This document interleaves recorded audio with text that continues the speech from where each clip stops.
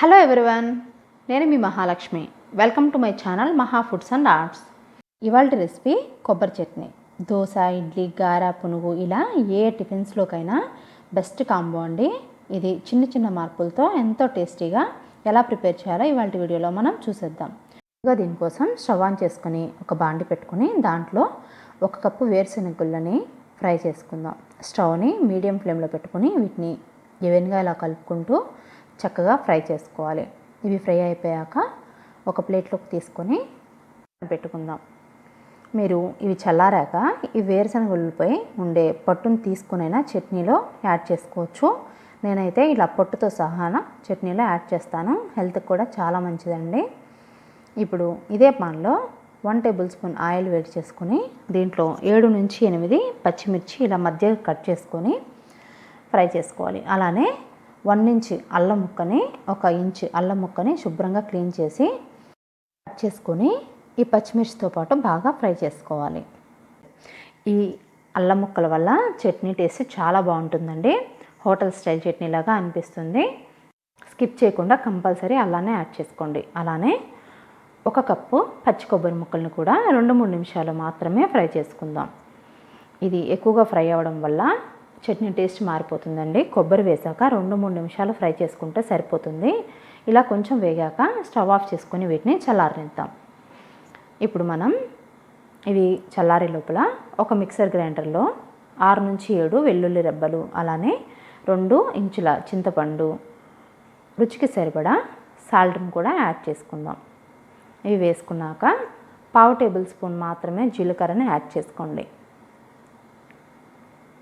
ఈ జీలకర్ర 1/2 table spoon వేసుకున్నాక వీటిని అంతటిని కచ్చపచ్చగా ఒక్కసారి గ్రైండ్ చేసుకుందాం. ఇలా గ్రైండ్ అయిన దాంట్లో మనం ముందుగా ఫ్రై చేసుకున్న పచ్చిమిర్చి, కొబ్బరి ముక్కల్ని వేసుకోవాలి. అల్లాన్ని మనం డైలీ ఫుడ్లో యాడ్ చేసుకోవడం వల్ల చాలా మంచిదండి హెల్త్కి. అల్లం వాడడం వల్ల ఎన్నో అనారోగ్యాలకి చెక్ పెట్టవచ్చు. పొట్టలో ఉన్న గ్యాస్ని బయటికి పంపుతుంది. అలానే పొట్టొబ్బరం, నొప్పి చాలా త్వరగా తగ్గిస్తుంది. ఇప్పుడు మనం ముందుగా ఫ్రై చేసుకున్న వేరుశనగ పప్పులను కూడా యాడ్ చేశాను. అలానే వేయించిన శనగపప్పు 1/2 కప్పు ఇవి కూడా వేసుకొని మనం దీన్ని కొంచెం వాటర్ యాడ్ చేసుకొని ఫైన్ పేస్ట్ లాగా గ్రైండ్ చేసుకుందాం. వాటర్ ఒక 1/2 గ్లాస్ యాడ్ చేసుకుంటే సరిపోతుంది. 1/2 గ్లాస్ వాటర్ వేసుకున్నాక దీన్ని మెత్తగా ఇలా పేస్ట్ లాగా ప్రిపేర్ చేసుకోవాలి. చూసారు కదా, మీకు చట్నీ ఏ కన్సిస్టెన్సీ కావాలనుకుంటే ఆ కన్సిస్టెన్సీలో వాటర్ యాడ్ చేసుకొని ప్రిపేర్ చేసుకోవచ్చు. మనం దీనికి పోపుని పెట్టుకుందాం. దీనికోసం స్టవ్ ఆన్ చేసుకొని ఒక ప్యాన్ పెట్టుకుని దాంట్లో 1 టేబుల్ స్పూన్ ఆయిల్ వేడి చేసుకోవాలి.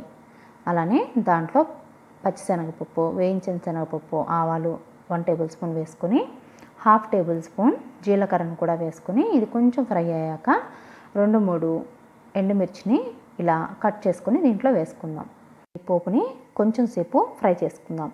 ఈ ఆవాలు చిటపటలాడినప్పుడు దీంట్లో మనం కొంచెం కరివేపాకు, అలానే కట్ చేసుకున్న కొత్తిమీరను కూడా యాడ్ చేసుకుందాం. దీనివల్ల మంచి ఫ్లేవర్ వస్తుంది. ఇది వేసేసాక 1 నిమిషం పాటు ఫ్రై చేసుకొని మనం స్టవ్ని ఆఫ్ చేసేసుకుందాం. ఈ స్టవ్ ఆఫ్ చేసుకొని మనం గ్రైండ్ చేసుకున్న ఈ పేస్ట్ని యాడ్ చేయడం వల్ల చట్నీ అడుగు మాడకుండా ఉంటుందండి. చాలా బాగుంటుంది. మనం దీంట్లో యూస్ చేసిన పచ్చిమిర్చి, కొబ్బరి, అలానే అన్ని ఇంగ్రీడియంట్స్ కూడా ఫ్రై చేసుకున్నాం కాబట్టి చట్నీ మనకి పచ్చిగా అనిపించదు. చూసారు కదా, ఎమ్మి కొబ్బరి చట్నీ రెడీ అయిపోయింది. ఇది దోశ, వడ, ఇడ్లీ ఇలా ఏ బ్రేక్ఫాస్ట్లోకైనా బెస్ట్ కాంబో అండి. మరి ఈ రెసిపీ మీరు కూడా ట్రై చేస్తారు కదా. ట్రై చేసి ఎలా ఉందనేది మీ సపోర్ట్ని మీ కామెంట్స్ రూపంలో నాకు తెలియచేయండి. అలానే ఈ వీడియో మీకు నచ్చితే ఒక లైక్ చేసి మీ ఫ్రెండ్స్ అండ్ రిలేటివ్స్కి షేర్ చేయండి. మీరు ఈ ఛానల్ని మొదటిసారి చూస్తున్నట్లయితే మరిన్ని టేస్టీ రెసిపీస్ కోసం మహా ఫుడ్స్ అండ్ ఆర్ట్స్ని సబ్స్క్రైబ్ చేయండి. పక్కనే ఉన్న బెల్ ఐకాన్ని యాక్టివేట్ చేసుకోవడం మర్చిపోకండి. Thank you for watching.